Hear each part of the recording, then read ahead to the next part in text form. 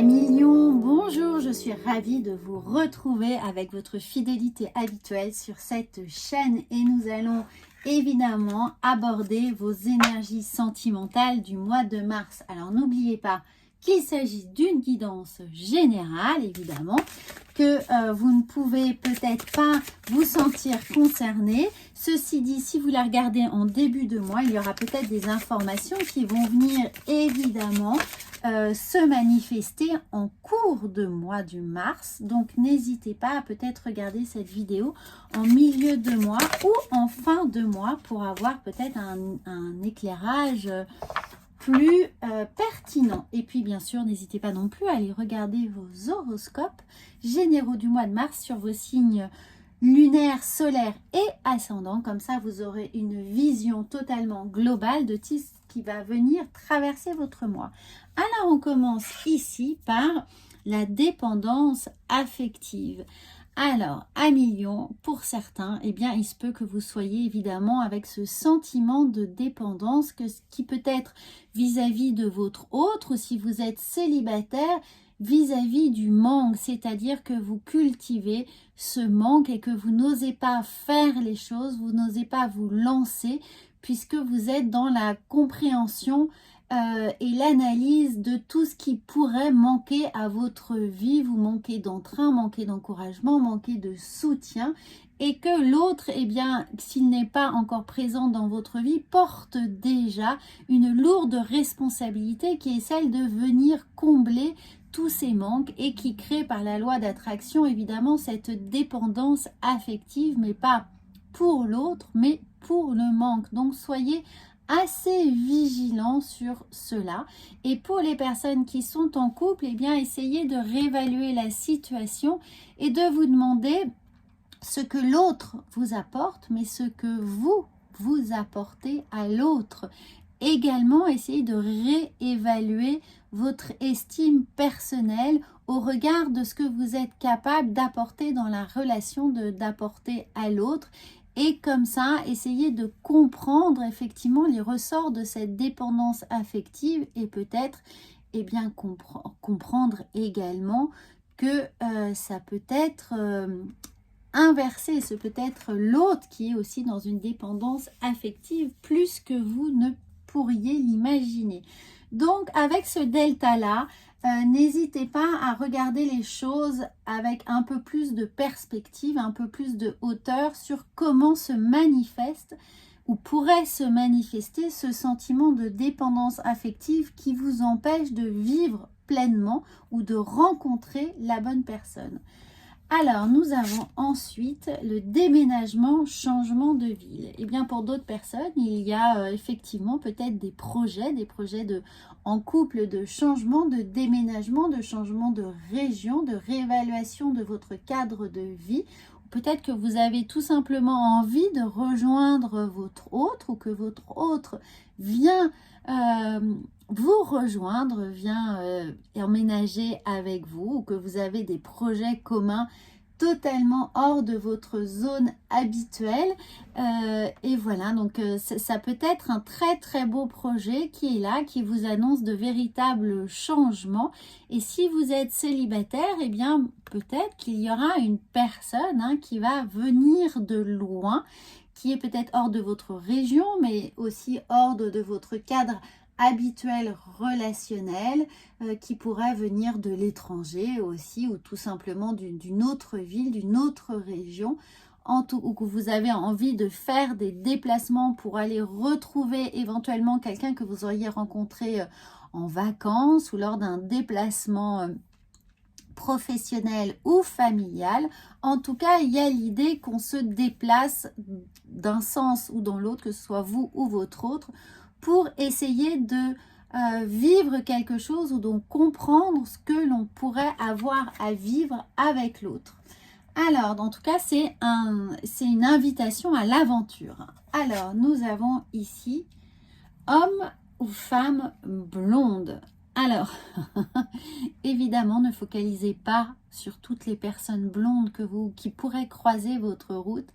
ça veut surtout dire qu'il y a quelqu'un qui est là, quelqu'un qui pourrait être à vos côtés, qui pourrait intervenir dans votre vie et qui de toute façon semble s'aligner avec votre énergie. Évidemment, si vous êtes en couple, c'est une invitation à renforcer certainement vos liens pour, vous voyez, travailler ensemble avec la même énergie, donc en synergie, et avoir peut-être dans ces projets de déménagement ici ou de nouveaux départs, ça peut être ici l'idée de fonder un foyer, d'avoir des enfants, d'adopter, enfin vous adapter. Voilà, ça veut dire qu'on travaille ensemble, qu'on travaille de pair, qu'on est main dans la main. Vous voyez, c'est des énergies communes ici, que ce soit de blond, de brun, de roux, peu importe. Ça veut dire que on met ensemble nos énergies pour aller dans la même direction. Regardez, on regarde dans la même direction. On met tout en symbiose pour se donner un objectif commun. Et la quatrième carte nous a... C'est incroyable. Vous voyez, regardez. On a, voilà, on a homme ou femme brune et homme ou femme blond. Donc, peu importe, c'est bien ce que je disais, c'est les énergies que je ressentais, le message que je recevais, c'est que peu importe, vous êtes deux. Alors, si vous êtes célibataire, eh bien, je pense que définitivement, la personne là va arriver sur votre chemin, hein, parce qu'on a quand même 2 cartes sur 4 qui nous présentent un couple qui regarde dans la même direction. Et si vous êtes en couple, ça vous encourage véritablement à travailler main dans la main sur vos objectifs, sur vos projets, sur les décisions que vous allez prendre dès ce début de printemps, d'initier des nouvelles choses, de mettre en place véritablement des projets sur du long terme, des choses dans lesquelles vous allez vous sentir engagés l'un vis-à-vis de l'autre et ensemble, des choses qui vont en co-création, en collaboration, en tout cas essayer d'avoir la vision la plus lointaine possible, mais qui se fait aussi de petits projets au quotidien. Ne lâchez pas la main de votre autre, faites tout ensemble en ayant vraiment cette vision commune des choses et en essayant de répartir évidemment les tâches, que chacun puisse définir exactement ce en quoi il peut potentialiser l'élévation de son couple, de votre couple. Voilà, ça c'est un très très beau message. Alors nous allons voir avec l'oracle de la triade comment cela vient un peu nous travailler inconsciemment. Alors, on va prendre, écoutez, on va retourner ces cartes, on va les faire au fur et à mesure et on va voir celles qui viennent ici. Alors, nous avons la première carte qui est, regardez, alors peut-être que justement, effectivement, hein, la dépendance affective, regardez, ici, on a l'idée que l'on porte quelque chose, que l'on subit, que l'on soutient, que l'on en a peut-être évidemment contractuellement plein le dos, mais surtout qu'on n'ose peut-être pas prendre les devants pour faire face à cette situation. Donc, prenez bien conscience ici que pour certains, évidemment, ça ne parlera pas à tout le monde, mais pour certains, il y a un travail à faire là pour se débarrasser ou pour comprendre les ressorts de cette dépendance affective et dénouer la charge que l'on porte sur les épaules. Ensuite, sur ce déménagement, sur cette dynamique, eh bien, il y a la nécessité. Il y a la nécessité ici, mais avec le printemps, tout renaît, donc c'est à peu près évident en termes d'énergie. Il y a la nécessité de prendre ce nouveau départ, alors que ce soit effectivement un départ géographique, mais un nouveau départ dans l'absolu, de rentrer dans une nouvelle dynamique, de faire quelque chose de nouveau qui soit un projet commun, ou si vous êtes évidemment célibataire, de vous mettre dans une dynamique de peut-être nouvelle recherche, nouvelle façon de rechercher votre autre, une nouvelle activité sportive, créative, des nouveaux réseaux sociaux pour aller la rechercher, des nouvelles possibilités de faire preuve de créativité, en tout cas ici, dans ce mouvement, dans cette initiation de nouveau départ. Donc, nécessité d'y aller, de se donner les moyens, de se donner l'impulsion nécessaire pour ce changement. Ensuite, eh bien, sur cette idée de couple, eh bien sûr, nous avons la fusion, nous avons l'idée que l'on co-crée, que l'on travaille sur un win-win, que chacun puisse trouver sa place et que chacun puisse évidemment y mettre sa propre énergie, ses compétences, sa spécificité, qu'il y ait une véritable complémentarité dans tout ce qui va être à nouveau mis en place. Ensuite, nous avons ici, regardez, le malheur. Mais le malheur, c'est le fait, un peu comme la pénitence ici, c'est le fait de devoir porter quelque chose ou de devoir attendre, d'être dans l'attente. Alors, peut-être qu'il y a certaines personnes qui, évidemment, dans le couple, ont été dans l'attente que l'on puisse enfin faire les choses ensemble ou que l'on puisse enfin travailler main dans la main. Alors évidemment, il y a peut-être des gens qui parmi vous qui travaillent en entreprise ensemble, qui sont dans une affaire familiale.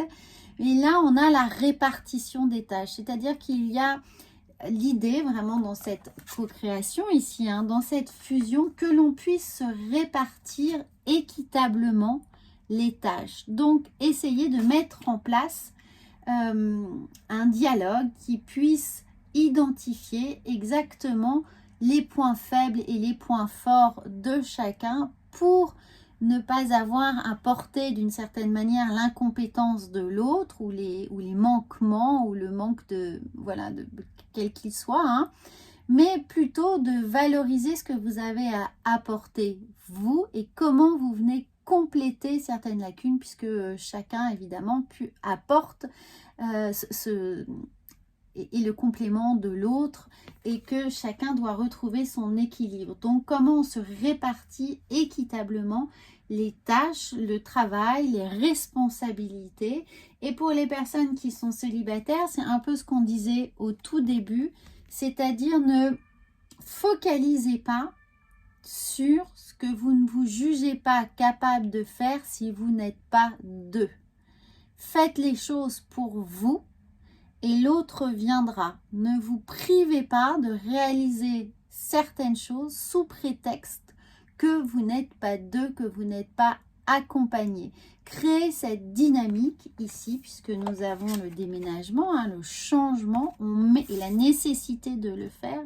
On met en place une dynamique qui vous rend totalement autonome. Et parce que vous allez gagner en autonomie, parce que vous allez être capable de faire des choses seul, et bien justement, la personne qui va être là à vos côtés, celle qui vient à votre rencontre, parce qu'elle vient à votre rencontre, elle arrive à millions a priori, donc elle ne vient pas venir combler un manque, elle vient au contraire compléter quelque chose pour vous, elle vient s'associer à votre énergie pour aller plus loin, pour aller plus fort, pour évidemment pouvoir l'un et l'autre apporter chacun sa compétence à l'ouvrage, au couple.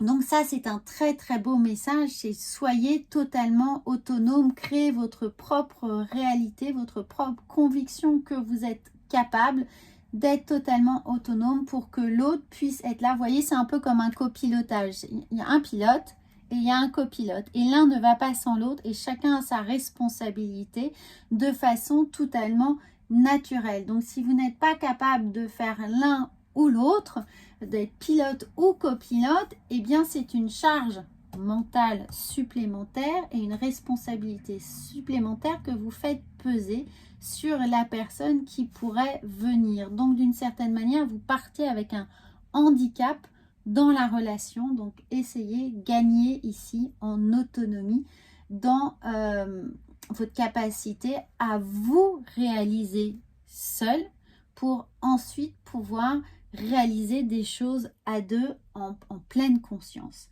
Alors, on va voir avec le tarot quelle est votre posture pour ce mois de mars, quelle est l'attitude qui va vous aider dans ce nouveau départ à millions. Alors, on va voir tout de suite et on va tirer une carte. elles sont très grandes, donc elles ont un peu du mal à sauter. Alors, nous avons l'ermite. Eh bien oui, l'analyse, la méditation. Et regardez cette magnifique carte qui vous invite à faire ce petit travail d'introspection. D'introspection, que vous soyez célibataire ou en couple, pour comprendre si vous êtes dans une situation de dépendance affective, comment éventuellement en sortir, comment travailler dessus, comment suffisamment communiquer pour en comprendre tous les ressorts et vous en libérer. Un l'ermite, une recherche pour comprendre ce que vous avez à mettre en place en termes de compétences, d'initiative, d'enthousiasme, d'élan, d'impulsion, ici dans la nécessité du changement, d'activer le changement d'attitude, de posture vis-à-vis de votre vie célibataire ou votre vie de couple. Évidemment, cet ermite, il vient nous aller rechercher mais tout ce que vous pouvez activer dans votre vie de couple, dans les responsabilités, dans l'équilibrage de ce que vous mettez en place. Et puis évidemment, cet ermite, il est là aussi pour vous faire comprendre qu'il y a des choses qui nécessitent une réflexion, du temps, pour ne pas avoir à porter, à supporter quelque chose de trop difficile, quelque chose qui nécessite à être remanié. Quoi qu'il en soit, l'ermite, on vient vous dire de prendre le temps de la réflexion pour aller chercher ce qui vraiment vient éclairer votre envie, votre cœur, votre plexus solaire. Qu'est-ce qui vous fait vibrer dans votre situation? Qu'est-ce qui vous anime? Qu'est-ce qui vous donne envie de vous battre, de vous lever, de vivre à deux ou d'aller chercher votre autre? Voilà, on vient là vous dire, prenez le temps de cette introspection, de cette réflexion nécessaire pour remettre les choses, pas forcément à plat, mais pour remettre du sens en fait dans votre vie. Alors on va voir ensuite avec l'oracle de la vision intérieure le petit message. Eh bien nous avons bien sûr, nous avons l'enfant intérieur. Ton enfant intérieur a besoin d'être rassuré. C'est peut-être ça le travail de l'ermite. En prenant soin de lui, tu apaises ses souffrances passées. Et les souffrances passées de l'enfant intérieur ici viennent me dire qu'elles viennent vous donner une piste, un éclairage sur cette éventuelle dépendance affective. Allez rechercher peut-être dans votre enfance toutes les petites étapes qui ont pu vous mettre dans cette optique de dépendance affective. Essayez de voir quels pourraient être les schémas répétitifs, puisqu'on vient vous dire d'honorer ici, de soigner, de choyer votre enfant intérieur. Donc, il y a peut-être pour certains, évidemment, un petit reminder là qui est à travailler pour apaiser ces souffrances du passé. Alors bien entendu, n'hésitez pas à aller regarder votre horoscope du mois de mars pour avoir un peu plus de complémentarité, et surtout vous pouvez également regarder l'horoscope de votre hôte pour savoir ce qu'il traverse et comment vous adapter ou comment mieux comprendre ses attitudes. Alors nous avons ici ma liberté. Je me libère de ces fausses croyances qui ne m'appartiennent pas. Je laisse tomber ce manteau pour revêtir mes habits de lumière qui me guidera dans l'amour. Eh bien, regardez ma liberté, gagnez en liberté, libérez-vous du passé, libérez-vous de cette dépendance affective, libérez-vous de vos anciens schémas, de vos schémas répétitifs pour initier ce grand mouvement ici qui est le changement. Je prends conscience que ma lumière est grande, je me permets de rayonner.